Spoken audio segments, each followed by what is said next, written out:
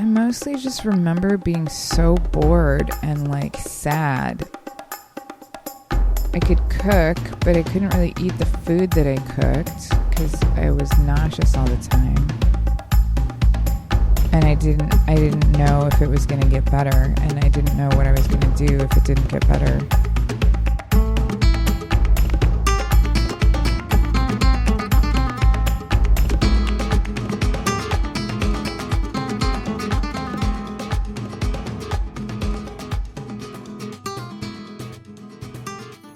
Hi, I'm Seráh And I'm Evan Clark. Welcome to Season 2 of the Humanist Experience, a podcast series that follows two intrepid young humanists who have left their homes, family, and intimate relationships for a humanist quest to engage with people, ideas, and experiences outside our comfort zone. Whoa. Makes it sound just a little bit dramatic, Seráh. We're a little dramatic. Oh, man. I guess we do live out of a car. Yeah, that's kind of dramatic. But we only lived out of a car in Season 1. Now we live in a compact sport utility vehicle. And we are complete failures. We're incomplete failures, Evan. All right. And we're striving for completion. Of our failures. We did fail a lot this year. Let's see. We put our company at risk. We promised our podcast listeners we were going to travel the country for a year and put out an episode every 2 weeks, but we only completed 5 monthly episodes, and we quit traveling after 6 months. Oh yeah, and we laid off an employee, we drained our savings, and went into debt. Mm-hmm. Those things are all true. And our country failed at not electing a fascist. Also at not electing a sexual assaulter. Or not electing the real-life Ebenezer Scrooge who happens to live on Twitter. Mm-hmm. And so this 2-part episode is about obstacles and failure. We're going to tell you our story of failing forward, and we're going to make the case for the moral imperative of hope. But let's rewind for a minute and start. You know, we can clip that sound in. You don't actually have to make it.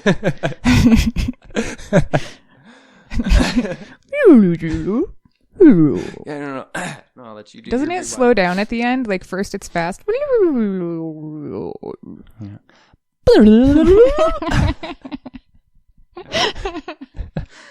Oh my God. All right. So let's rewind for a minute and start with what we've been trying to succeed at over the past year. So I'm going to introduce Evan Clark and Seráh Blaine.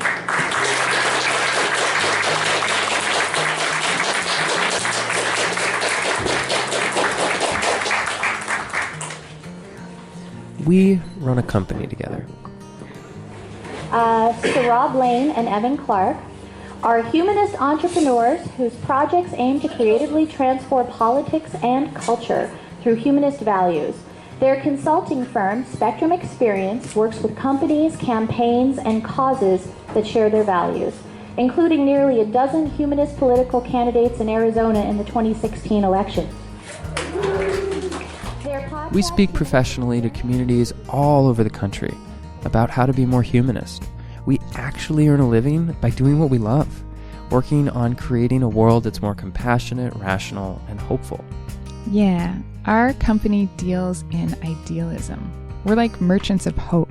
And a year and a half ago, we packed that company into filing boxes and office supply drawers and threw them next to a bunch of camping gear and audio equipment. We crammed everything into every inch of our Nissan Sentra's 100 cubic feet. Which was probably too much for it because rusty chunks of the car kept breaking off. And the car was just over 200,000 miles at the time. Mm-hmm. So in our rusty chariot, we hit the road for this podcast project.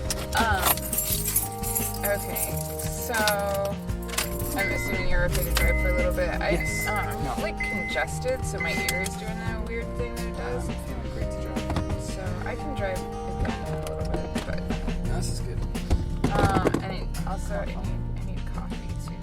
Our goal was to seek out experiences that would strengthen our skills at empathy and help us better understand people in circumstances different from our own. We wanted to learn from people at the heart of some of this country's most poignant social issues, and we wanted to motivate our listeners to take action. Frankly, we had really, really ambitious goals. You may remember this from our first episode. Our next year will be filled with opportunities to walk around in other people's skin. We'll learn about the drought in California by living in a town that already ran out of water and by spending time with the people living that reality. We'll discuss body shame and nudity by staying at a nudist retreat with people actively challenging mainstream messages about the body. We'll bring attention to food deserts by eating only meals we can get from a gas station, like the 23.5 million Americans who live in areas with no access to fresh food. Most importantly... So we accomplished some of those things. But this episode isn't about what we accomplished. It's about our failures. And the case for hope. But we're skipping ahead. Not really. We were hopeful at the beginning. All right. Hello. All right. Howdy, howdy. Hey, I know that guy. Hi. Hey, Jeremy. How are you? I'm fine. How are you? You look great. Good. Hi. That's from the very beginning of our Humanist experience trip back in 2015. We'd just put all our stuff into a storage locker in Arizona. We'd moved my kids to Florida with my co-parent. And we had just started putting together our very first episode. Our last stop was my sister's house, so we could return the keys to the beach condo she let us rent that summer. Then, we were heading out to travel the country. I mean, there's a lot of issues I hear about constantly, but I only hear just data on it, right? You know, this many people are experiencing homelessness, or this many people are, need nutritional help, or, don't get this type of education, right? But it's hard to actually understand what those numbers mean. And so we're hoping we can turn those numbers into stories. And ideally get people to understand the issue, but ultimately to do something about it. Yeah. Sounds good to me. Yeah, we'll see. So we hopped into the Nissan and headed east. We spent a ton of time in that car. Mostly in West Texas. Does West Texas ever end? It doesn't. It goes on forever. It's so long. So boring. When we weren't driving through West Texas forever, though, our days were packed with experiences. We interviewed Tinder dates in Florida and Arizona. Whiskey. Single pot whiskey. We attended protests. This terrifies me a bit. This is a mob, and it's not well controlled. There aren't good access roads to get in and out. This is really dangerous if something were to happen. Evan learned how to set up a tent. Yeah, so that's how you just tie it together. Okay, so it is like now out of the packaging. I want to look at the time because it says we can do this in 2 minutes.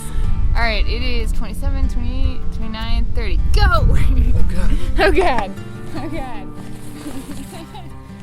We did panels and speaking engagements. All right, I'm at Phoenix Comic-Con 2016 right now.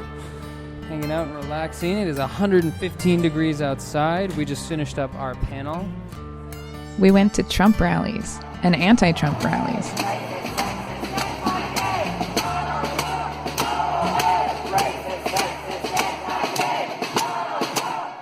For 6 months, we traveled all over the South and the East Coast.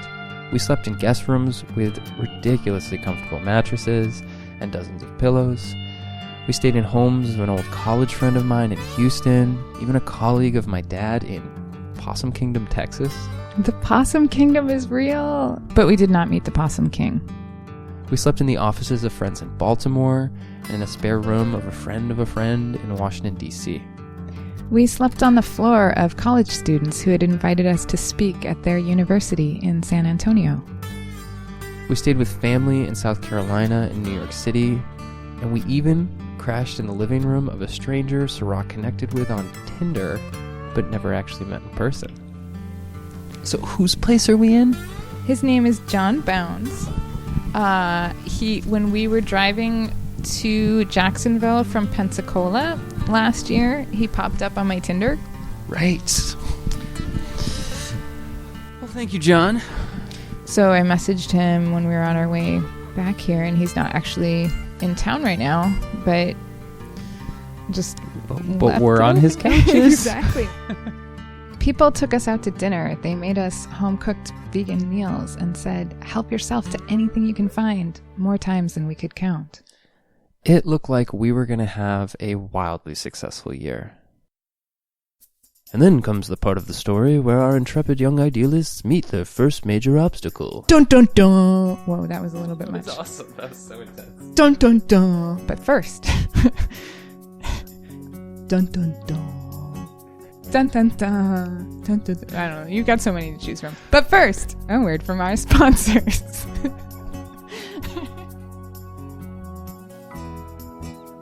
We have some big news. Starting in our second season, the Humanist Experience is now the official podcast of the national nonprofit Foundation Beyond Belief. FBB is a humanist charity that promotes secular volunteering and responsible charity giving. We think that a lot of volunteering, both inside and outside the U.S., is actually pretty unintentionally harmful in a lot of ways. And so we first try to avoid those harms, and then second, try to put volunteers in place who can have a positive impact, and also train them to have that positive impact. That's humanist heartthrob Connor Robinson, the program director for Foundation Beyond Belief. We talked to Connor about what makes Foundation Beyond Belief unique. We're looking specifically at trying to embody the values of humanism in action for the world to see, but then also we are, really trying to wrestle with the questions of what it actually means to apply humanist values to service. Foundation Beyond Belief is a natural fit for the humanist experience. Our podcast seeks to contextualize facts about social injustice, then through experience and storytelling, motivate listeners to act. And Foundation Beyond Belief provides the network of humanist volunteer groups our listeners can connect with for action. There are currently more than 125 groups. We've got, we just had one application come in the other day from a group in Zimbabwe. As the official podcast of Foundation Beyond Belief, donations supporting the humanist experience are now tax deductible. You can help make Season 2 a success by contributing to our very own Kickstarter. We're trying to raise $10,000 by February 16th. Visit Kickstarter.com and search for Humanist Experience. After the 16th, you can support us through the donation link on our own website, www.humanistexperience.com. Thanks for partnering with us and Foundation Beyond Belief to build a more humanist world. Well, that was cool. We just had an advertisement. We're fancy. Okay, so where were we? Somewhere around... Dun dun dun! Right, so obstacles. Seráh has a fancy neurological disorder affecting her vestibular system. It is called unilateral vestibular hypofunction. We think it's related to vestibular migraine. And just to confirm, that's not the kind of migraine that causes headaches, right? Right. It affects the vestibular nerve, which is responsible for the sensation of body position and gaze stability in relation to a moving environment. There isn't a great way to treat it, and when it acts up, I get vertigo just from minor head motion or high-pitched noises or moving lights. I lose my balance and do things like run into walls or fall down. So I watched Seráh take these medications that suppress her haywire vestibular nerve. Well, actually, they suppress my whole central nervous system. I feel tired and stupid all day, every day. And they don't even work all the time. I have to adjust the dose every few months as I develop a tolerance. And this is where a story gets a little less hopeful. What are we talking about? I guess we can go back in time. So when did you first notice in 2015 that Your body was changing. I was going through some changes. See, now you're being funny. Okay. When it hit you, Thought we were going to go deep. You were dying. That life wasn't worth living anymore.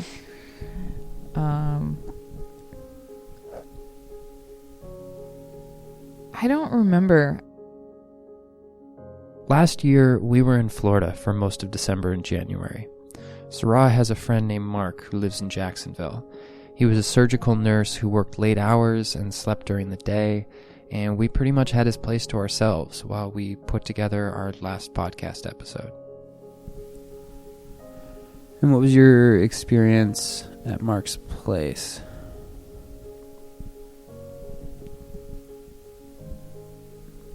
I mostly just remember being so bored and like sad. Like there was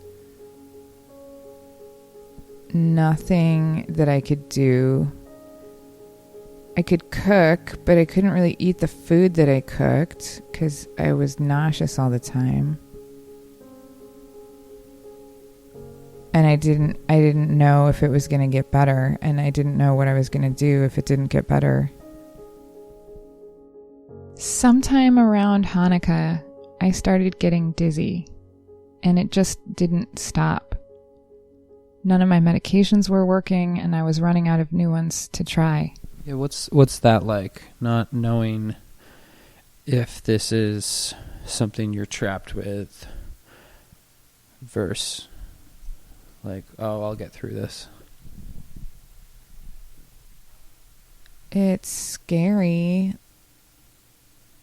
because it means losing all of the things that right now for me make my life meaningful.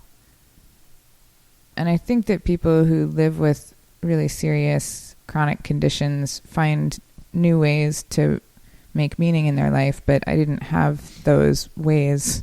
So it was losing my ability to work, losing my ability to enjoy doing things with my kids, losing my ability to read or play music. And you know, like the economic concerns too, like I'm not going to be able to make money. I'm not going to be able to take care of myself. I'm going to be dependent on the goodwill of people around me. And so I just like lost all sense of power over my own life. Seráh couldn't move her eyes to use a computer without getting nauseous. She couldn't drive. She couldn't work or bring in new clients, which meant my workload kept growing and the money kept shrinking.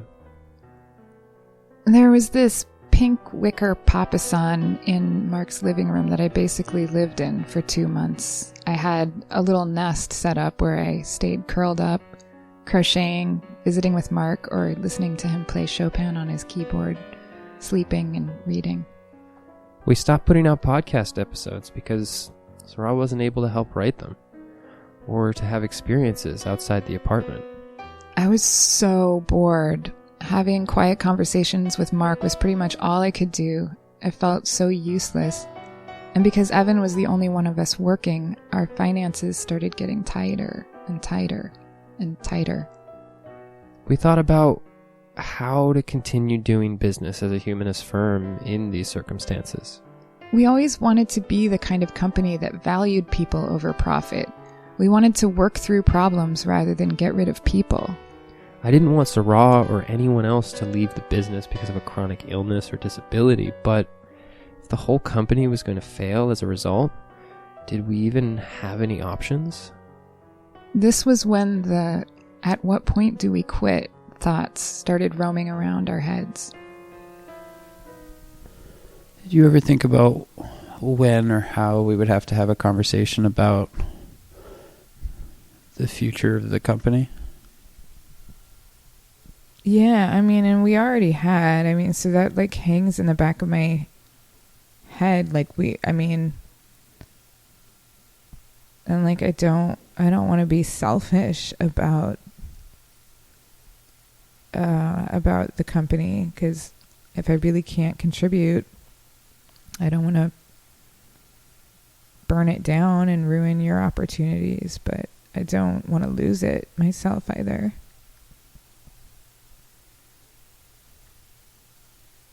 Like, I love what we do, and I love working with you, and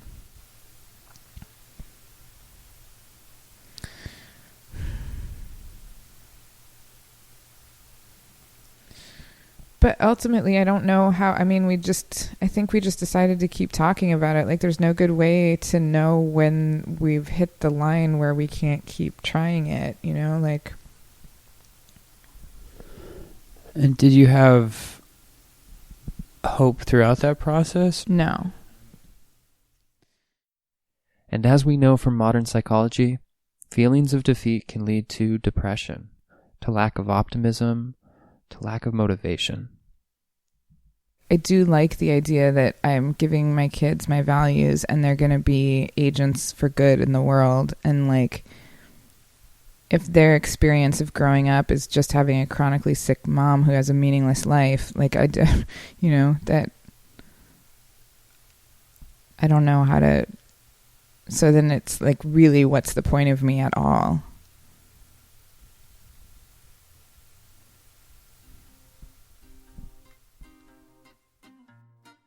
Next time on The Humanist Experience. Hope is a belief in the plausibility of the possible rather than the inevitability of the probable. And what that means is that to be hopeful doesn't mean to be full of false hope or to be idealistic in an untethered way, just believing that good things will happen just because. That useful hope is the belief that what is possible is at least plausible as an outcome, and that what is probably going to happen is not inevitably going to happen. And so there is some chance that if we work hard, we can in fact change the outcome. If you would like to support the Humanist Experience, you can find the link to our Season 2 Kickstarter at humanistexperience.com. Once again, that's humanistexperience.com. That's where you'll find links to our past episodes and our epic Kickstarter. As the official podcast of the national nonprofit Foundation Beyond Belief, gifts to the Humanist Experience are tax deductible. Special thanks for this episode go to our animatronic unicorn technician, Gustavo Youngberg, and our business development associate, Eric Zachalicious. And we can't forget our producer, Andre Soleil at Unbelievers Media. The Humanist Experience is produced in collaboration with Unbelievers Media and is the official podcast of Foundation Beyond Belief. We're your hosts, Evan Clark and Seráh Blaine, and we'll see you next time.